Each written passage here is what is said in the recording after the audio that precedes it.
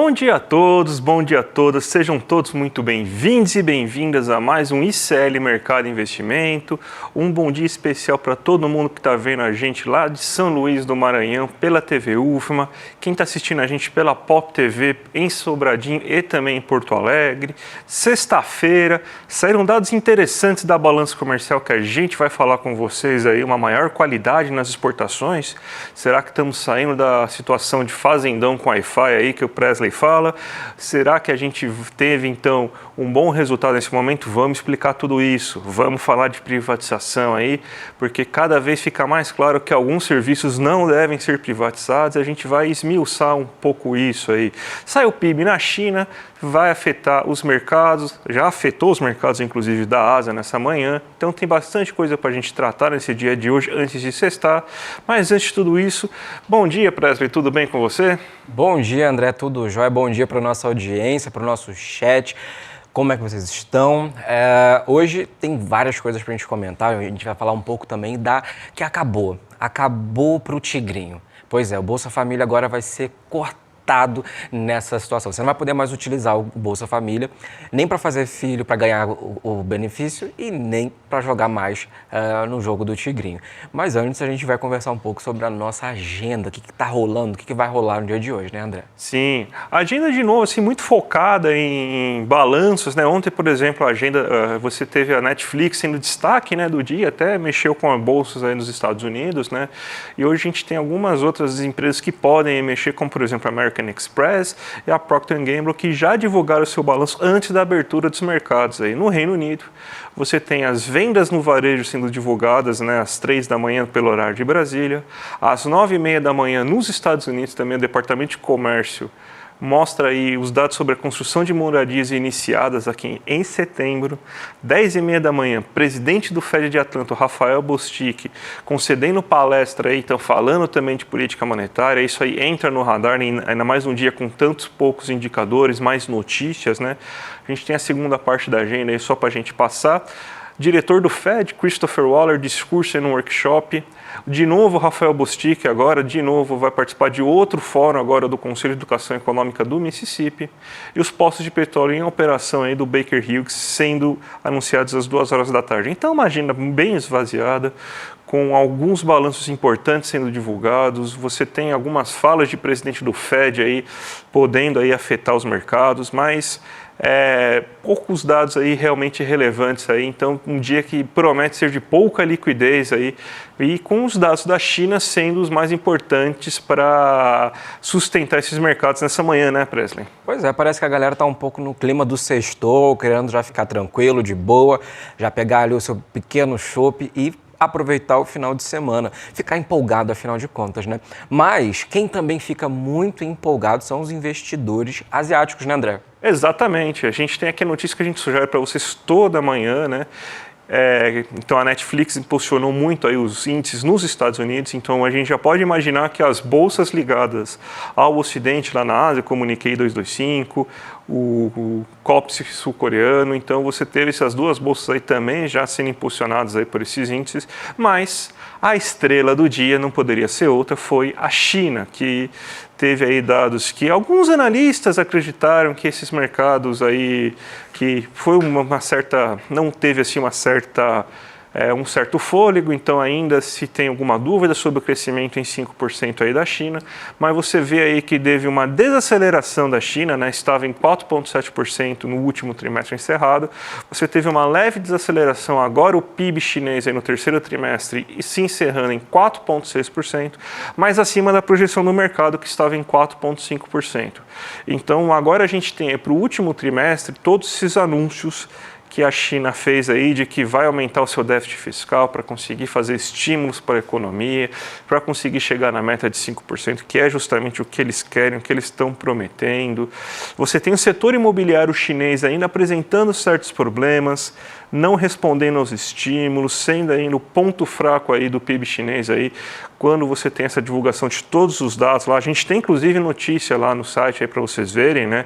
No site do ICL lá em relação à China lá, então pode ver a notícia lá como aqui tem mais detalhamento, mas no frigir dos ovos aí, o mercado gostou do resultado, porque veio acima do que estava sendo esperado. Então, aquelas perdas que a gente viu nessa última semana aí, com aquele vai e volta, o ministro das Finanças chinês anuncia medidas, o mercado se decepciona, novas medidas, o mercado se decepciona, daí sobe bolsa, cai bolsa, sobe bolsa, cai bolsa. Nessa sexta-feira, pelo menos, a gente teve um sobe bolsa aí. Se a gente pegar, por exemplo, Xangai Composto, que é onde você está na China continental, você tem uma boa sensibilidade em relação à China continental, você teve uma alta de 2,87 das ações de hoje. Você vê aí que não recuperou todas as perdas dessa semana, aí a gente pode ver aquela pontinha final aí no gráfico, né? Ainda está um pouco abaixo do começo da semana, mas você vê aí que pelo menos os mercados ficaram bem mais empolgados, justamente porque a China cresceu mais do que o esperado. Então, o caminho para chegar nos 5%, que é prometido pelas autoridades chinesas, ficou um pouco mais curto, né? Talvez não consiga chegar nos 5% por causa das questões do mercado imobiliário que ainda estão difíceis lá, mas existe espaço sim para que a China chegue aí nesses 5% agora, Presley. Pois é, pois é.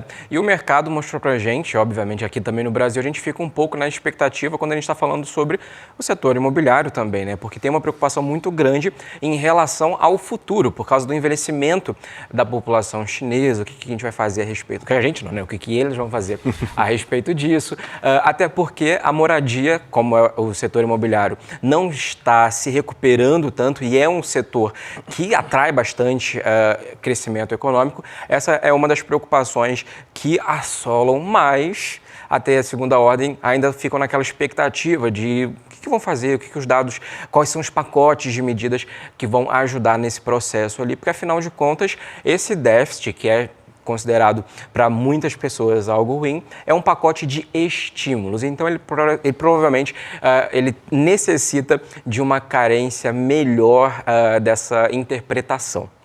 Você sabe que lá não ligam para o déficit, porque o risco fiscal é o primo do fantasma do comunismo, né? E já que lá está num país comunista, então eles não têm tanto medo de comunismo, né? Basicamente, por isso que a gente só aqui, a China pode ter déficit fiscal à vontade, aí não temos grandes problemas. Mas vamos aqui para o Brasilzão, porque a gente teve uma notícia bem importante que saiu agora, foi a GV, né? Ela mostrou aqui um levantamento bem interessante em relação aos dados de exportação de setembro, exportações e importações, né? E você vê que a agropecuária não perdeu espaço, mas não foi tão relevante e não está sendo tão relevante durante esse ano para o aumento das exportações. Ó. Você vê aí que se a gente for pegar aí em relação ao mesmo período do ano anterior, você tem uma queda tanto de preço aí quanto de volume em termos nos 12 meses, em termos no acumulado do ano aí, desses dois momentos.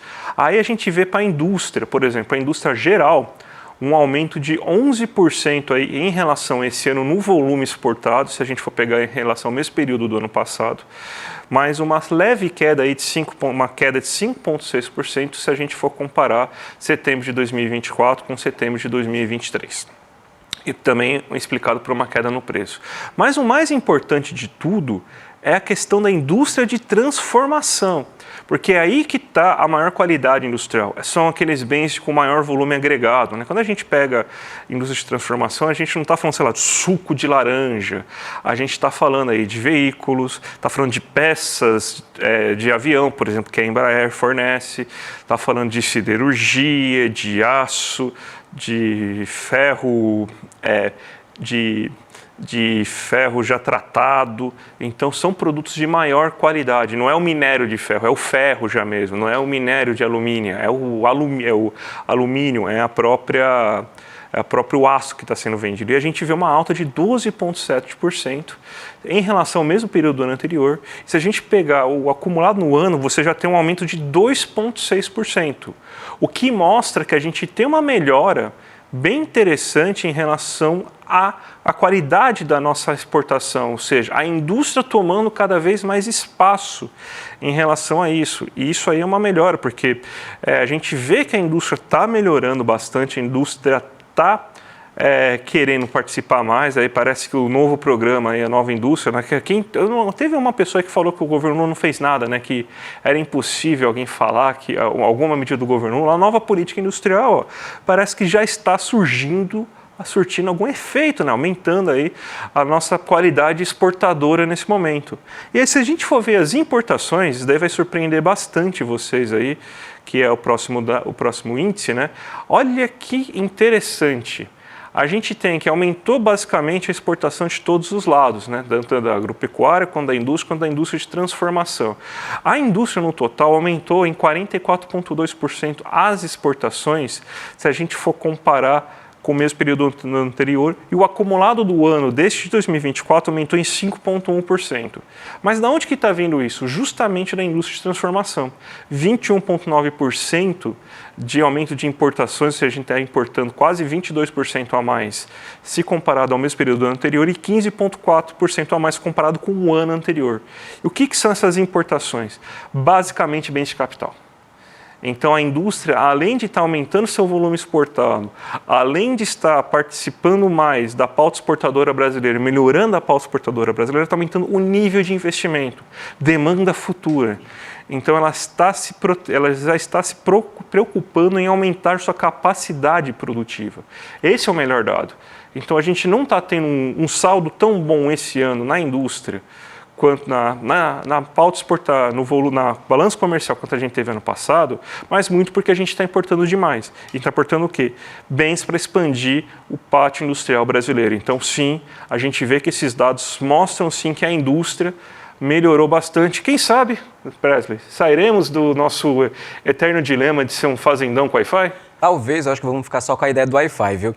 Essa ideia é muito boa, André, até porque quando a gente está falando sobre fomentar a indústria, fomentar todo esse cenário que nós temos de base, indústria de transformação principalmente, nós estamos falando de um setor que ele é muito dinâmico. E por dinâmico, a gente entende que vai gerar renda, vai gerar emprego e até mesmo impacta o nível salarial das pessoas, porque as pessoas começam a receber cada vez mais. Então, se você está importando maquinário e, por sua vez, exportando o bem já pronto, no caso, as máquinas, aviões, o açúcar pronto e várias outras questões, e vários outros produtos, na verdade, você tem uma melhora também na população, na situação socioeconômica das pessoas, porque você gera um dinamismo e, ao mesmo tempo, você reduz também uma dependência externa. Sabe aquelas coisinhas do tipo, aconteceu tal coisa lá fora, pronto, todo mundo já tem que pagar um absurdo no arroz, no feijão, por causa desse evento que aconteceu lá fora? Pois é, quando você investe numa indústria de base, numa indústria de transformação forte, você diminui essa dependência externa e naturalmente você acaba protegendo o teu segmento interno. Então, como por exemplo, quando ficamos à mercê dos fertilizantes de fora, da Europa. Quando o preço começou a ficar bem mais caro, nós sofremos imediatamente no bolso. Se essa indústria já se aproveita, já começa a se organizar para isso, a gente não sofre tanto dessa forma também, né, André? Presley, você fechou a janela hoje em casa? Olha, eu acho que eu fechei. E também deixei todos os carregadores portáteis carregados, já enchi o balde de água, porque a gente nunca sabe o dia de amanhã também. E a luz de emergência também. Eu acho que você fez o mesmo também, né? Sim, já fiz o mesmo. É porque vem hoje tempestade.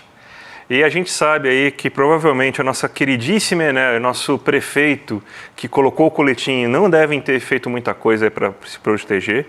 Mas a gente agora vê um monte de estudos, aliás, esses estudos aí são antigos já, né? A gente vai falar de estudos aí que saíram agora, mas você vê esses estudos que já são antigos, que tem um monte de especialista falando justamente que o modelo de privatização falhará e continuará falhando aí por um bom tempo. Por quê?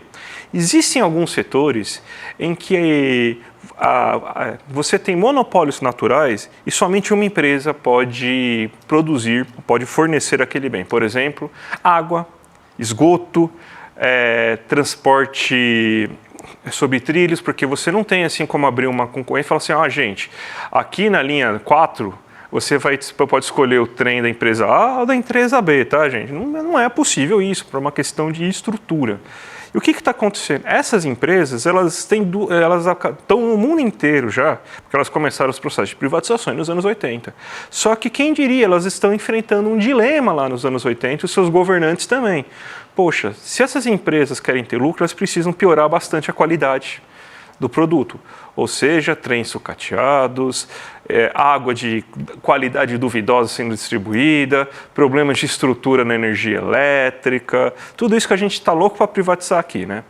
Então, você tem baixa qualidade, redução de funcionários para aumentar a ação das empresas no mercado e tudo mais que a gente já conhece que acontece, e daí elas prestam um serviço terrível. O que o mundo, que é o pessoal gosta de chamar mundo civilizado, né? Na Europa, que se come croissants, nos Estados Unidos, aquele país muito civilizado, que tem um atentado a cada semana lá numa escola. Tal. O que esses países estão começando a fazer? Principalmente na Europa, os Estados Unidos ainda não. Mas eles estão restatizando esses serviços, porque eles viram aí que as empresas não querem mais pegar essa bomba, porque a possibilidade de lucro só se dá com um serviço muito porcaria. Então, para prestar um serviço muito porcaria, você vai lá e coloca seu nome na lama. Tanto que a Enel é uma empresa estatal do governo italiano, e lá o serviço vai muito bem, obrigado. Só que aqui, quando ela compra aqui, o que ela faz? Ela atua com a lógica de lucro. E aqui fica uma porcaria de serviço. Então, gente, esse modelo de privatização de serviços básicos em monopólios naturais não dá certo. Porque uma base do capitalismo até para os liberais é o seguinte: para você conseguir ter eficiência, precisa ter competição. Como você vai ter eficiência sem competição, já que o monopólio é natural? Então, gente, privatiza que dá errado, né? Exatamente. A Enel, por exemplo, aqui em São Paulo, ela conseguiu dobrar o seu lucro. E aí você aí de casa já deve estar pensando, ok, se a empresa dobrou de lucro, provavelmente ela está contratando mais, provavelmente ela vai investir mais, ou até mesmo ela vai ampliar e melhorar o seu cenário de prestação de serviços. Muito pelo contrário, houve uma redução de 35% do corpo de funcionários da empresa. Isso porque a lógica do lucro, ela antecede a lógica do atendimento à população. Então, toda estatal, ela não foi feita para ser lucrativa, mas também não estou falando que é para ser um prejuízo, um peso, porque o item que está sendo ofertado, no caso da Enel, a gente está falando sobre energia elétrica, que é base da sobrevivência de todos nós.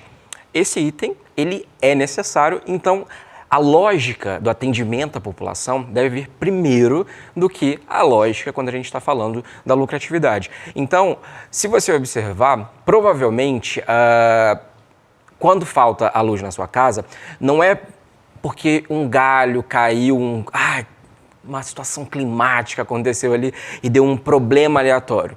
Não.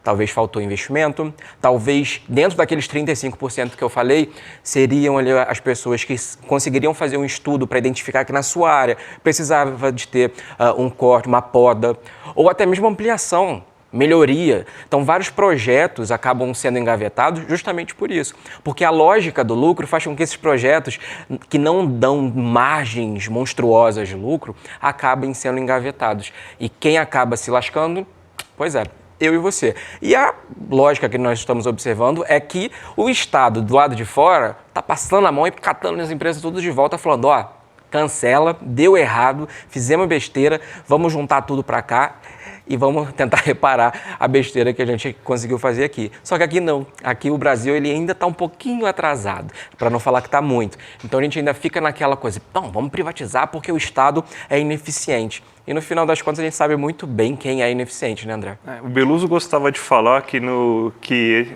as notícias aqui no Brasil chegam de carro de boi, né? Porque demora tanto aqui para a gente começar a seguir as tendências lá de fora, com uns 20, 30 anos mais ou menos, né? E para vocês aí que tem ainda algum dinheiro lá, ou seja, não foram nem ver ainda se tem dinheiro parado lá no banco, naquele sistema valores a receber, tem mais de 8 bilhões ainda parado lá. Então, não vamos dar dinheiro para banco assim de graça, vamos fazer eles se esforçarem um pouquinho, tá, gente? Então, se você tem dinheiro lá, tem mais 6 meses para você fazer esse saque de dinheiro esquecido. Não é uma jabuticaba brasileira, antes que fala, só no Brasil que acontece isso. Não, isso é bem comum aí. Foi fazer uma pesquisa antes lá para falar sobre isso aí. Tem nos Estados Unidos, né? Você tem aí na Europa, então é algo comum. Cada país tem o seu sistema de valores a receber aí, então não vamos deixar o dinheiro aí parar na mão do banco aí. Então para quem ainda não foi procurar, eu já vi que eu não tenho nada, então não tenho nem que procurar. Então você está aí, Tá na dúvida? 6 meses? Ainda você tem mais 6 meses para procurar, tá bom, gente? Sim. E para você que ainda não sabe como fazer e ter acesso a esse dinheiro esquecido, basta você entrar no site do Banco Central, lá nos valores a receber, você vai ter ali os seus dados para você informar e pronto, você vai ter ali 30 dias para fazer junto com a instituição financeira essa solicitação para você reaver esse dinheiro. Esse dinheiro, ele não é somente de um esquecimento aleatório. Inclusive, se você tiver, por exemplo, um parente falecido ou alguém que não tenha mais condição de ter acesso, você agora pode também ter esse tipo de dinheiro e fazer esse resgate também.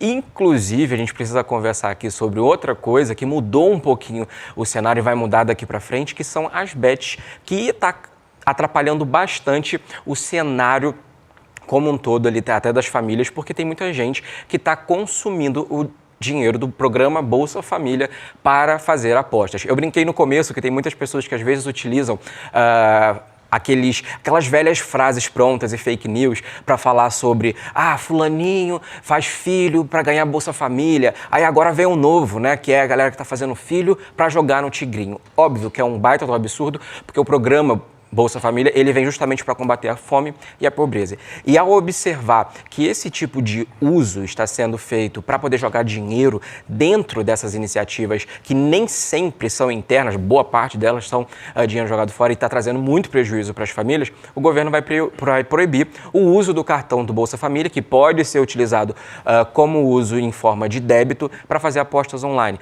Então, todo esse tipo de política pública para poder evitar com que essas casas de apostas, que inclusive muitos influenciadores adoram fazer aí, saiu uma plataforma nova e pegam ali muito bobo desprevenido, está trazendo muito problema e vai trazer mais problema ainda, porque isso, além de ser um problema econômico, também é um problema de saúde pública, né, André? Sim, acho que é muito importante essa medida aí de você proibir o uso do cartão do Bolsa Família nas bets. Aliás, tem que proibir o uso de qualquer cartão nas bets, na verdade, porque daí você está se financiando para apostar, você está se alavancando para apostar, então nem usando dinheiro próprio você está. Aí também a discussão tem que avançar um pouco mais. Mas a questão do cartão do Bolsa Família é um pouco mais trágica, porque além de ser um dinheiro que você deveria utilizar, e você pode usar o dinheiro da maneira que você quiser, tá bom, gente? A gente principalmente não é contra lá, aquela história de a cara que ganha Bolsa Família comprando iPhone. Não é isso que a gente está falando. O grande problema é que a própria lógica, a propaganda das bets, ela é muito focada nas pessoas de baixa renda. E tem uma coisa que é pior ainda, que não são somente as bets.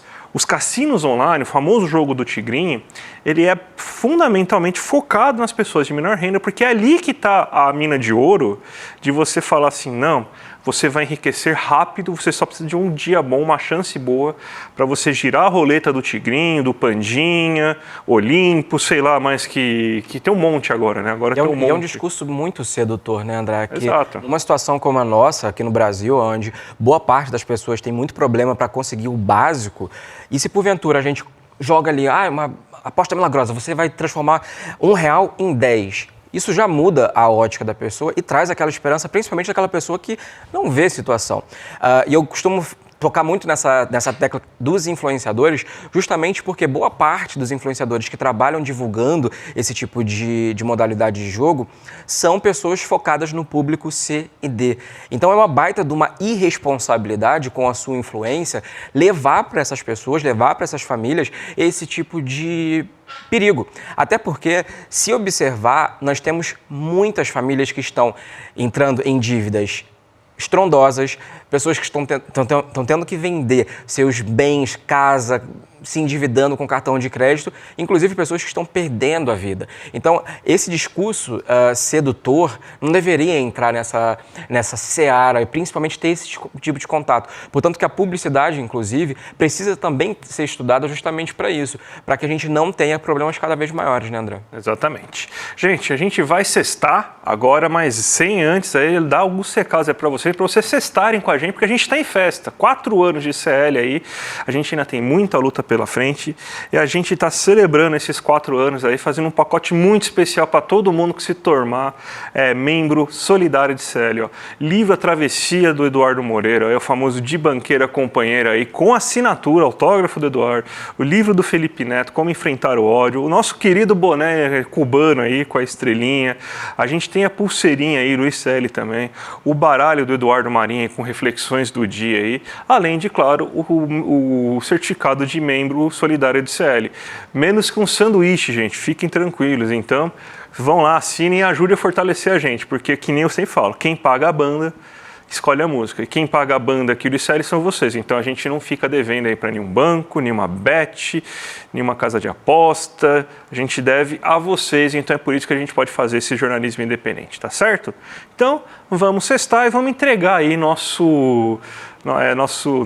programação para os nossos queridos aí, membros do Rolê ICL. O William De Luca vai sextar também com o Guga Noblar a partir das 11h30. Eu volto na segunda, o Presley voltará algum dia. Muito obrigado por toda a sua participação aqui, Presley. E segunda, a Débora está de volta, gente. Tá certo? Quer falar uma despedida aí? Agradeço, antes de mais nada, foi um prazer estar aqui com você, André, e com toda a equipe do ICL. Agradeço o convite e a confiança também no meu trabalho. Agradeço a todo mundo que gostou também. Enche o saco da galera do ICL, quem sabe eu volte, quem sabe eu não saio daqui com um contrato assinado. Só depende de você aí do outro lado para eu pagar minhas contas. Tô brincando. Foi um prazer e espero que a gente se tope por aí mais vezes. Até breve, Presley. Até breve. E a gente se encontra na segunda. Até mais, gente. Tchau, tchau. Beijo, bom final de semana.